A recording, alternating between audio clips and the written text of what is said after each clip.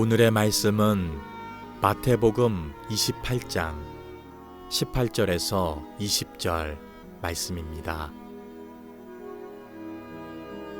예수께서 나와 말씀하여 이르시되 하늘과 땅의 모든 권세를 내게 주셨으니 그러므로 너희는 가서 모든 민족을 제자로 삼아 아버지와 아들과 성령의 이름으로 세례를 베풀고 내가 너희에게 분부한 모든 것을 가르쳐 지키게 하라.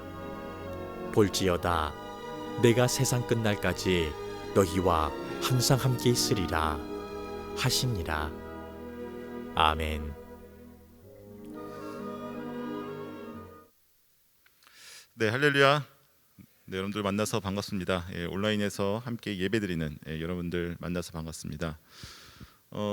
사순절 기간이죠. 근데 어느 시기보다 굉장히 힘든 그런 사순절 기간을 보내고 있는 것 같습니다.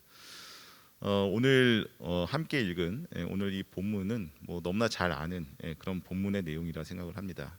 예수 그리스도께서 마지막 승천하실 때에 곧 오리라라고 하는 말씀과 함께 제자들에게 명령을 하신 부분들이죠. 제자들은 예수님과 어떤 삶을 살았을까? 또 제자들은 예수님의 어떤 삶을 보았을까?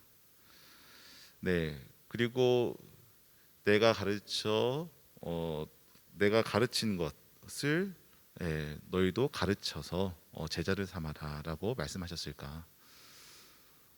저는 예수님의 삶을 쭉 보면서 한번 이 때에 한번 그 순간을 여러분들도 한번 상상을 해보시면 좋을 것 같아요. 아마 제자들은 예수 그리스도의 그 사역 가운데서 많은 부분이 굉장히 인상 깊었겠지만 예수 그리스도께서 우리를 구원하러 오신 그 구원의 능력을 아마 몸소 경험하고 체험하지 않았을까라는 생각을 해봅니다. 오늘 우리가 앞전에 찬송가도 불렀죠, 그죠? 병든 자를 치유하시고, 그다음에 낮은 자의 친구가 되시고, 그런 예수 그리스도. 정말 어떻게 보면 사순절 기간 동안 정말 소외되고 또 힘든 이 시기에 예수님께서는 우리의 삶 가운데에 함께하시고 또 우리의 삶을 공감하시고 우리의 삶 가운데 깊숙이 관여하시는 그런 분이신 줄 믿습니다. 네, 오늘 그러한 예수님을 쭉 우리가 생각하면서 예수 그리스도의 그 복음의 현장 또 그 복음의 능력을 여러분들 한번 상상을 해보시면 좋을 것 같아요. 자, 곧 있으면 이제 우리가 3.1절을 맞이하고 또 그 뒤에 이제 부활절 절기도 우리가 맞이하겠죠.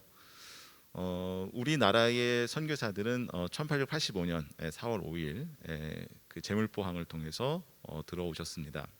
그때 이제 아펜젤로 선교사와 언더두 선교사가 들어왔는데 그들의 나이는 20살 중반 정도 됐어요. 그러니까 굉장히 젊은 나이에 자신의 인생을 이 한국 선교를 위해서 바치겠다라고 하는 심정을 가지고 들어온 거죠. 자, 과연 저들은 어떤 심경의 변화를 거치고 또 어떤 은혜를 받았기에 이렇게 낯설고 또 어떻게 보면 far east라고 그러잖아요, 그죠? 굉장히 먼 극동에 선교를 하러 왔을까?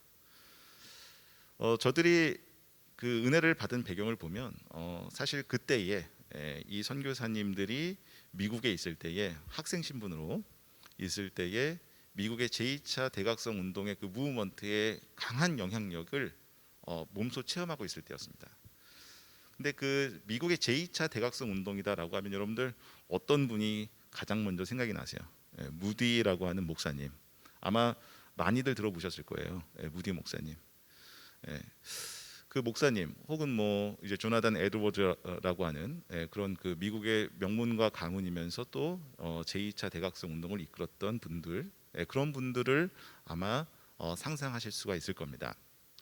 근데 그분들의 특징 또 제2차 대각성 운동의 어떤 그 무브먼트의 특징을 보면요, 어떤 특징이 있었냐면 가장 낮고 소외되고 어려운 이들에게까지 복음이 갔고 저들을 치유하고 함께했던 무브먼트다라고 저는 좀 그 특징을 말씀드리고 싶습니다. 예전에는 우리가 심령의 회개만 거친다든지 아니면 하나님의 은혜를 받는다든지 그런 부분에 좀 더 초점을 맞췄는데 제2차 대각성 운동은 그걸 넘어서 우리 이웃 또 가장 어렵고 힘든 이들에게까지 함께했던 운동이었다라고 하는 거죠. 예를 들면 당시에 많은 이들이 소외됐어요. 그러니까 뭐 여러분들도 잘 아시다시피 16세기, 17세기는 사실 산업혁명이 있다라고 해서 막 도시화가 진행이 되었던 그런 시대였죠. 그래서 많은 사람들이 도시로 이렇게 몰려들었는데 그 도시로 몰려들 때에 도시의 어떤 기반에 그런 것들이 없으니까 소외된 사람들은 더욱더 소외가 돼요. 막 그 이주해 오고 삶의 정착 자리도 없고 또 저들이 주말이 되면 쉬는 것이 아니라 정말 그 몸과 마음을 혹사시키는 그러한 일들을 많이 했죠. 뭐 술 먹고 도박하고 모여서 이제 그러다 보니까 어떤 인간으로서 삶을 살고 또 우리가 어떤 인간의 삶의 질을 높이는 향상시키는 그 신앙적인 어떤 근본적인 사상들 또 하나님의 은혜를 체험할 기회도 없었고 또 맛볼 기회도 없었던 거예요. 오히려 이야기를 하면 우스운 거죠. 뭐 그런 걸 우리가 삶을 살기도 바쁜데 그런 걸 우리가 듣냐. 네, 그런데 존 웨슬리 목사님이 영국에서 무브먼트를 일으켰죠. 이 복음을 못 듣고 또 예배를 드리지 못하는 그런 소외된 계층 대부분의 그 대중들에게 가서 하나님의 복음을 전하고 또 우리가 삶을 사는 데 있어서 우리가 이런 삶을 사는 그런 존재로 태어난 그런 사람들이 아니다. 우리는 하나님의 아들들로서 우리의 신분은 하나님의 복음으로 우리가 바뀔 수 있고 여러분들이 가장 낮고 소외된 그리고 힘들고 외로울 때에 예수님께서 함께 하시고 여러분들의 몸과 마음을 치유하실 거다라고 하는 존 웨슬리 목사님의 복음을 듣게 되죠. 그런 무브먼트가 계속 연결되면서 미국에도 영향력을 미치게 되고 무디라든가 조나단 에드워즈라든가 이런 사람들이 그런 하나님의 복음을 듣게 되는 거예요. 오늘 우리가 읽은 이 본문의 말씀이 아마 저들에게는 직접적으로 와닿지 않았나, 경험되지 않았나라는 생각을 해봅니다.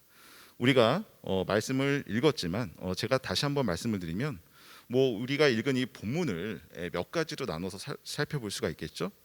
처음에는 하늘과 땅의 모든 권세를 우리에게 주셨다. 자, 예수님은 제자들을 보내실 때 그냥 보내신 게 아니라 어떻게 보내셨냐면 하늘과 땅의 모든 권세를 주셨다라는 거예요. 자, 우리는 그리스도인으로서 이 세상 또 이 우리의 삶의 현장에서 삶을 살아갈 때에 너무나 그냥 힘없이 살아갈 때가 많이 있어요. 저도 뭐 그냥 그 삶을 살다 보면 지치고 힘들 때가 많이 있는데 그때마다 예수님은 우리에게 늘 말씀하신 게 뭐냐면 야, 내가 너희들에게 하늘과 땅의 모든 권세를 주었다라고 하는 거예요. 왜? 우리는 예수 그리스도 때문에 신분의 변화를 경험한 그러한 그리스도인입니다. 여러분 그 신분의 변화가 굉장히 중요한 거예요, 그죠? 하나님의 자녀로서의 삶. 그런데 하늘과 땅의 권세를 가져서 이 권세를 가지고 어떻게 하라고요? 막 휘두르면서 다니는 게 아니라 모든 민족에게 제자를 삼아라. 모든 민족에게 제자를 삼아라. 여러분 그 모든 민족이다라고 하는 건 무엇일까요? 뭐 세계 정복을 하라고 하는 그런 말씀보다는 대중들에게 또 가장 낮고 힘든 우리 주변에 많은 수많은 사람들에게 가서 예수 그리스도의 복음. 여러분 예수님의 삶을 한번 생각을 해보세요. 낮은 자에게 가시고 병든 자에게 치유하시고 외로운 자에게 또 하나님의 복음을 전하시고 하나님과 항상 함께하는 그 은혜를 주셨던 그 복음을 너희들이 가서 가르치고 제자를 삼으라고 하는 말씀입니다. 그러니까 이러한 무브먼트가 미국의 제2차 대각성 운동에서도 일어나게 되는 거예요. 세례를 주고 그리고 예수님께서 세상 끝날까지 너희와 항상 함께하리라. 그냥 단 일회성으로 그 은혜를 주셨던 것이 아니라 항상 함께하고 우리와 항상 우리가 외로울 때나 힘들 때라든지 또 우리가 즐거울 때라든지 행복할 때라든지 언제든지 예수님께서는 항상 함께 하신다라고 하는 거죠. 이 의미는 굉장히 중요한 것 같아요. 그죠? 우리가 삶을 살 때에 우리의 삶의 순간순간마다 예수님을 묵상하고 예수님이 나와 함께 하심을 우리가 생각해 보면 예수님은 우리 삶에 어떤 존재이고 어떤 의미를 가지시는 분인가, 그런 걸 통해서 우리가 그리스도인으로서 그 능력을 더욱더 잘 나타내는 것 같아요. 자, 이런 영향을 받은 사람들이 누구냐면 바로 우리나라에 들어왔던 아펜젤러랑 언더드 선교사들이에요. 그러니까 저들은 여러분 어때요? 우리나라를 볼 때, 우리나라의 실정을 볼 때에 뭐 소위 말해서 조건이 좋고 잘났고 또 뭐 돈이 많은 이들에게 복음을 전한 게 아니었죠, 그죠? 제일 먼저 어떤 이들에게 복음을 전했어요? 복음이 가장 필요한 이들에게. 그러니까 저 서대문, 서울 서대문 성벽을 보면 어때요? 거기에 막 버려진 고아들도 있고 버려진 소녀들도 있고 어린 아이들도 있는데 저들을 다 데려다가 교육을 시키는 거예요. 그리고 그냥 교육이 아니라 하나님의 복음을 전하고 신분을 변화시키고 또 저들에게 하나님의 복음을 전함으로 인해서 모든 전인격적인 변화를 일으키는 거예요. 이제 그렇게 그런 복음과 선교를 통해서 저들이 변화가 되기 시작하니까 많은 이들이 하나 둘씩 하나님의 복음을 듣기 위해서 또 자기가 가지고 있는 어떤 인간으로서의 그 존재를 더 깨닫고 더 의미 있고 가치 있는 삶을 살기 위해서 기독교로 찾아오는 거예요. 저는 바로 여기에 복음의 능력이 있다고 생각을 합니다. 복음이라고 하는 것은 우리가 부끄러워하는 게 아니죠, 그죠? 바로 우리 주변에 있는 이들에게, 가장 소외된 자들에게, 또 가장 외로워하는 자들에게 이 하나님의 복음을 전하고 저들에게 그 복음을 통해서 우리의 삶을 좀 더 의미 있고 가치 있고 또 세상이 주는 그런 삶이 아니라 정말 변하지 않는 그 진리를 마음에 품게 하는 올바른 삶을 살게 하는 것에 바로 이 복음의 가치와 능력이 있다라고 생각을 해요. 그렇기 때문에 선교사들은 자신감 있게 복음을 전할 수 있었던 거예요.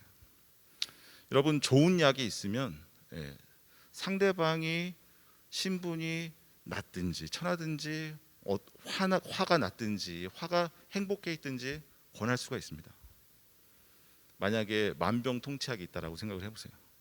그럼 여러분들은 이거 정말 좋아 라고 언제 어디서든지 얘기할 수 있을 거예요. 근데 여러분, 이 복음이라고 하는 건요, 그거보다 훨씬 더 인간의 삶에 근본적으로 필요한 거예요. 그러니까 이제 선교사님들이 복음을 전했는데 그 중에서 이제 제가 여러분들에게 좀 말씀드리고 싶은 선교사님이 있습니다. 바로 그분이 누구냐면 스크랜튼 선교사님이었어요. 이 스크랜튼 선교사님은 미국에서 의대를 다녔고 또 의사로서 삶을 살면 중산층 이상의 삶을 살 수 있었던 분입니다. 근데 이 스크랜튼 선교사님이 병에 걸리게 돼서 정말 죽을 어떤 위기에 빠지게 돼요. 그때 이제 그 메리 스크랜튼이라고 하는 이 스크랜튼 선교사님의 어머니가 아들을 데려다가 그러는 거예요. 야, 너 이제 우리가 너 굉장히 병도 들고 굉장히 이렇게 큰 아픔을 겪고 있는데 이 병이 치유되면 우리가 제2의 삶을 산다라는 생각을 가지고 선교를 하러 가자. 그러니까 이 스크랜튼 선교사는 이 스크랜튼은 너무 그냥 뭐 신앙이 좋았지만 뭐 그냥 엄마 다음에 오세요. 다음에 생각해 보자고 이렇게 했는데 결국 병이 완쾌되는 병을 치료하는 과정 가운데서 하나님의 복음을 가지고서 내가 저 믿지 않는 미지의 세계에 가서 하나님의 복음을 전해야겠다라는 생각을 가지고 한국 땅으로 선교를 하러 옵니다.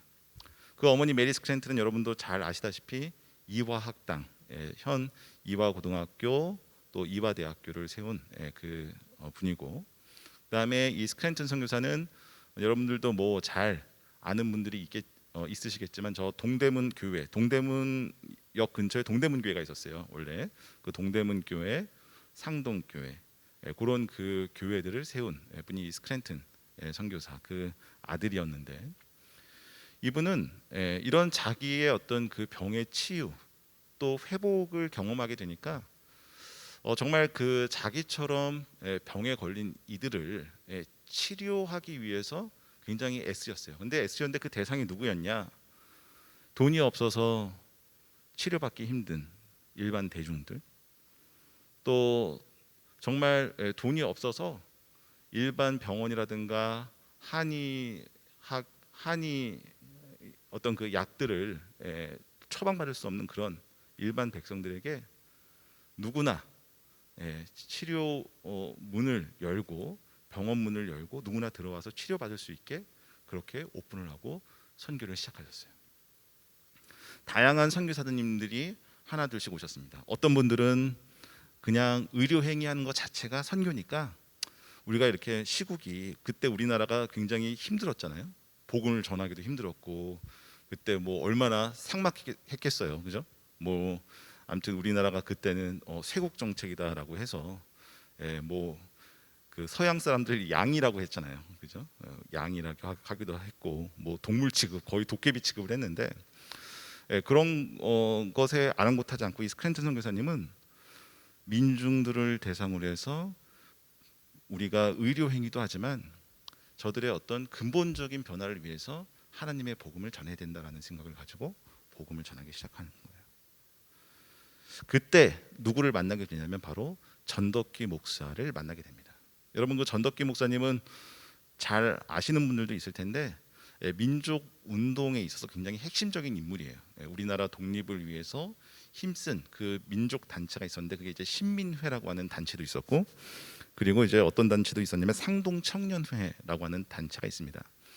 여러분, 그 상동 청년회는 누가 모였냐면 당시에 뭐 백범 김구 선생, 그 다음에 안창호, 이시영, 양기탁, 이런 진짜 우리나라 민족 사이에 있어서 정말 큰 우리 민족사를 이끌었던 그 독립 운동을 이끌었던 그 분들이 다 모이는 그런 모임이었어요. 그 모임을 이 전덕기 목사님이 주도를 하셨는데, 이 전덕기 목사님은 처음부터 그런 어떤 민족 의식에 자각이 없던 분이셨죠. 왜냐하면 이분은 이제 어려서부터 일찍 고아가 되셔가지고 남대문에 숯 장사하는 친척 집에 이제 가게 됩니다. 그래서 거기서 자라다 보니까 숯 장사를 하고 또 이 남대문에서 이제 장사를 하는 그런 분이셨는데, 어느 날 이 남대문 근처에 스크랜튼 선교사가 병원 문을 열고 대중들을 위해서 복음을 전하고 또 치료도 하고 또 교회도 세웠는데 그게 이제 상동교회였어요. 이제 그렇게 막 선교를 하고 있었는데 이 전덕기 목사님이 궁금해서 간 거죠. 처음에는 막 돌도 던지고 그랬대요.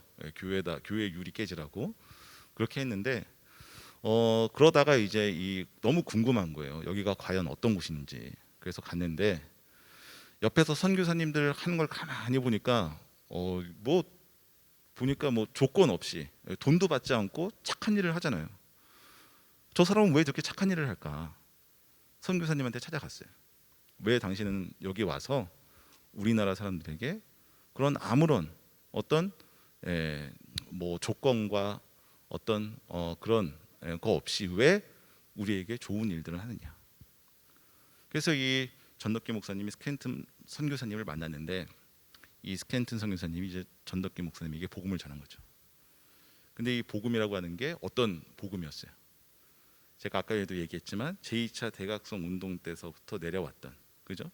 삶을 변화시키는 복음, 삶의 모든 걸 변화시키는 그 근본적인 핵심을 이 전덕기 목사님이 깨닫고 믿고 하고서 깊은 회심의 경험을 하게 되는 거예요.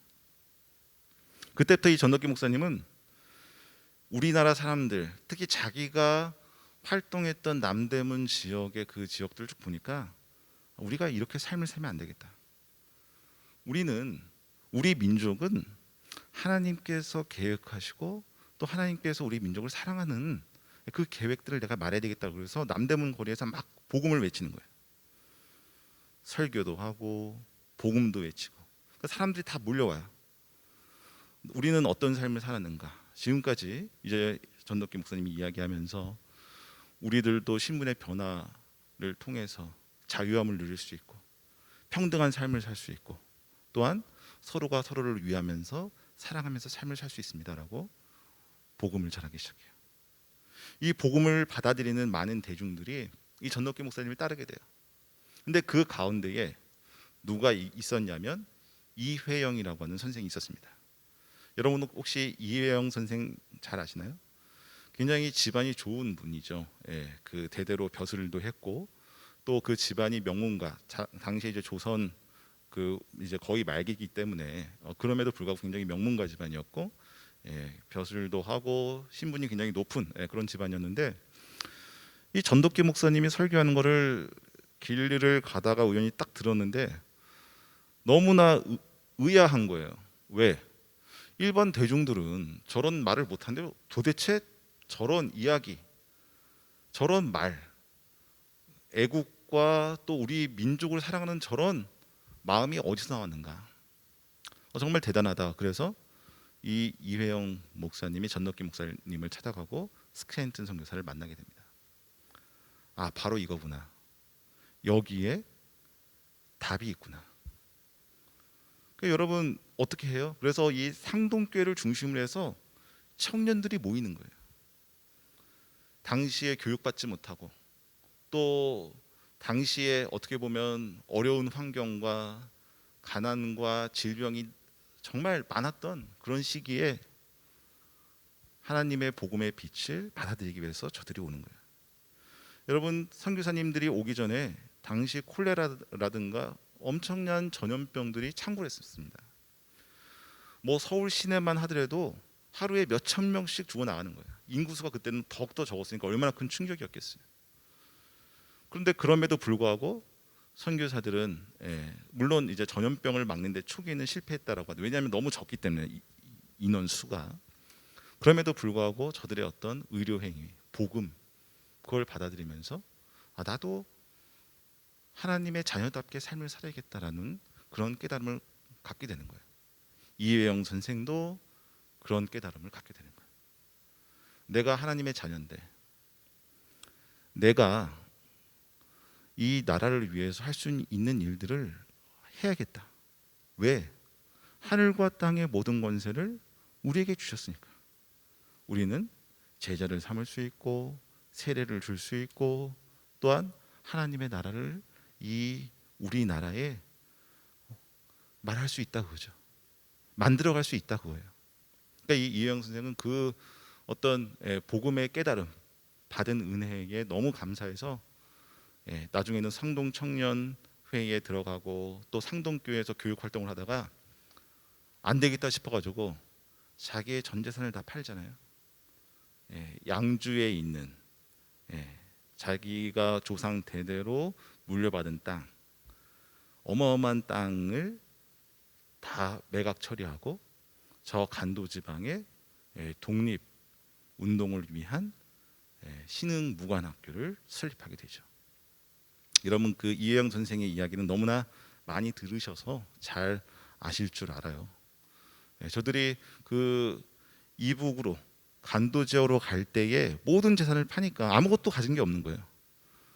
정말 추위와 굶주림에 있으면서 우리나라의 독립을 위해서 모든 걸 바치셨던 이 이회영 선생님. 저들이 여러분 그 우리나라를 위해서 모든 삶의 모든 것을 자기의 전 재산의 모든 것을 바칠 수 있었던 이유는 하나님의 복음이 그 가운데 들어갔기 때문에 그래요. 여러분 지금도 이회영 선생과 비슷한 이들이 있지만 저들의 이름을 기억한 이들은 한 명도 없어요. 왜? 그냥 세상적인 삶을 살다가 그냥 삶을 마감했기 때문에. 하지만 우리나라 사람들이 가장 원하는 것, 우리나라 사람들을 위한 것, 우리나라를 위한 것을 위해서 자신의 가정과 가문과 개인이 희생할 때에 우리는 오늘도 그들을 기억하고 그들을 생각할 수 있다는 거예요. 그 이유는 무엇일까? 바로 하나님의 복음이 그 그 가운데에 들어갔기 때문에 그래요. 여러분, 우리는 굉장히 힘든 그런 삶을 살고 있습니다. 코로나19로 또 우리가 예상하지 못하는 어떤 뉴노멀 시대라고 하잖아요, 그죠? 일상을 경험하게 되고, 또 코로나가 끝난 이후에는 우리는 어떤 삶을 살아야 될지 너무나 막막한 그러한 앞에 어떤 미래를 결정하지 못하는, 알 수 없는 그러한 시대에 살고 있어요. 그때 우리는 과연 어떤 선택을 해야 될까? 어떤 삶을 우리는 살아야 될까? 그런 시대에 예수님께서는 오늘도 우리에게 말씀하시는 것 같아요. 하늘과 땅의 모든 권세를 너희에게 주셨으니. 우리에게 줬다 그러죠. 우리는 여러분 하늘과 땅의 모든 권세를 갖고 있는 존재예요. 그런 존재들입니다. 그렇기 때문에 우리는 모든 민족에게 가서 제자를 삼고 가르치고 또 세례를 주고 또 저들에게 세상 끝날까지 너희를 치료하고 너희의 삶을 이끄시는 하나님이 함께 하신다라고 하는 것을 가르칠 수 있다라고 하는 거예요. 경험케 하고. 여러분, 이러한 일들이요, 뭐 우리가 하늘과 땅의 권세를 가졌으니까 아픈 자들이 뭐 일어나고 병든 자들이 치유받고 마음이 외로움을 받은 자들이 갑자기 뭐 기쁨이 넘치고 그 외로움을 해결할 수 있는 그런 경험도, 그런 능력도 우리에게 있겠지만, 예수님께서는 여러분 말씀하신 게 뭐냐면 가장 낮고 힘들고 어려운 이들에게 가서 복음을 전하라. 여러분, 이게 결국에는요 모든 민족에게 복음을 전하는 어떤 핵심이 되고 원동력이 돼요. 힘이 생깁니다. 우리가 여러분 한국 교회가 처음에 초창기에 막 정착하고 부흥할 때의 모습을 보면요, 물론 이제 한국 교회가 어떤 뭐 양적 성장이다라고 해서 비판을 받는 점들도 없지 않아 있겠지만, 그때의 교회 공동체를 가만히 생각해 보면 어떻게 하면 저 사람을 도와줄까라고 하는 그런 생각을 많이 해요. 기회만 되면 옆에 있는 사람을 어떻게 도와줄까. 오늘하고는 좀 다르죠. 오늘은 좀 우리가 뭐 삶이 많이 바빠서 그럴 수도 있겠지만, 우리가 좀 오늘 우리 공동체, 꿈의 교회 공동체 혹은 이 온라인 예배를 듣고 있는 여러분들은 우리 주변을 바라보면서 어떻게 하면 저 사람이 우리가 저 사람을 도와줄 수 있을까? 저렇게 외롭고 힘든 그 시기에 우리가 어떻게 하면 하나님의 말씀과 은혜를 줄 수 있을까? 여러분, 그게 바로 하나님의 능력이 나타나게 되는 그러한 통로가 되는 거예요. 우리의 삶 가운데서 그러한 삶을 여러분들 삶 가운데의 능력으로 함께 하는 여러분들 되시기를 축복합니다.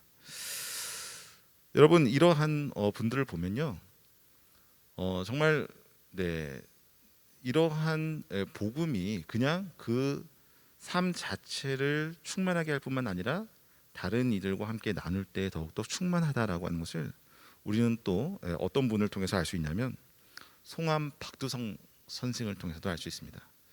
여러분 혹시 그 훈맹정음이라고 하는 거 혹시 들어보셨어요? 훈맹정음. 우리나라에 시각 장애인들이 굉장히 많이 있었어요. 뭐 그때나 지금이나 여전히 시각 장애인들이 많이 계시죠. 근데 저들에게 그 지식, 또 저들에게 어떤 좋은 우리 삶의 지혜를 가르쳐야겠다라고 하는 그런 안타까움을 가지고서 송암 박두선 선생이 시각 장애인들을 위한 6점 형태의 점자를 이제 창시했죠. 그러니까 그 전에도 이제 미국식 점자가 있었는데 그건 4점, 일본식 점자가 있었는데 그건 6점. 그걸 이제 잘 도입해서 그런 안타까운 마음을 가지고 저들에게 복음을 전하는데 이 점자가 필요하니까 점자를 만들게 되는 거예요. 이 송암 박두성 선생은 당시에 존스 선교사라고 하는 감리교 선교사님에게 세례를 받고 영향을 받은 분인데, 이 존스 선교사님도 여러분 제가 앞서 말씀드린 그 제2차 대각성 운동의 영향을 받은 분이에요. 그러니까 이렇게 낮고 소외되고 외로운 이들에게 필요한 복음을 경험한 이들이 복음을 전하게 되니까 그 복음을 받은 사람도 똑같이 어렵고 낮고 힘든 이들에게 복음을 전하는 거예요. 근데 이 송환 박전 선생이 처음에는 입신양명의 꿈을 두고 있었어요. 내가 공부를 잘해서 우리 집안을 일으켜야겠다.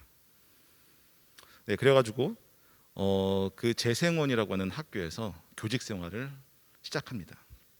이 재생원에서 교직 생활을 하면 집을 준다라고 했어요. 그래서 그 집 때문에 우리 식구들이 좀 더 잘 살고 또 좀 안정되게 정착하기 위해서 거기에 시험을 봤는데 합격을 하셨어요. 근데 이 처음에는 어떤 입신양면이라고 하는 그런 목표를 가지고 선생을 하려고 했는데 거기에 이제 어떤 그 이제 파트에서 가르쳤냐면 시각 장애인들을 두고서 가르치는 거예요. 근데 가만히 보니까 저들이 배우고자 하는 그 태도, 열성, 순수함, 이게 송환 박두선 선생을 자극시켰어요. 내가 이렇게 있으면 안 되겠다. 그래서 이제 점자표를 만들기 시작했고 1926년에 그 점자표를 이제 반포하게 됩니다. 근데 그 반포할 때에 어떤 책을 반포하냐면 신약과 구약 성서를 번역하면서 저들에게 이 하나님의 말씀을 읽게 해야겠다. 정신적으로 뿐만 아니라 영적으로 저들에게 하나님의 진리를 듣게 해야겠다라고 해서 이 성경을 점자표 형태로 만들게 됩니다. 어마어마하겠죠.